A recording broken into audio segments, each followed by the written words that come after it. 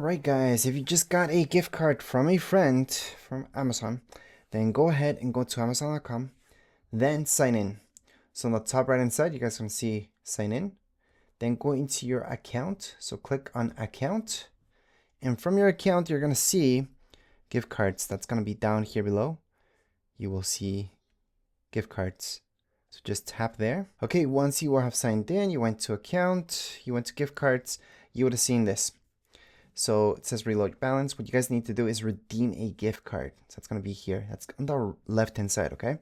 Redeem gift card. Then all you guys have to do is redeem gift cards. Just put in the code. Obviously the code that I'm going to put, it's going to be used already, so don't try it, guys. Just use your own. But this is a real code. So 9M. And once you do so, just put in apply to balance. Alright, so from there you would have seen how much money you've got, and you are all done. That would be it for today's video. If you guys have any questions, comments, you guys can write down in the comments area. Don't forget to subscribe and like. Thank you.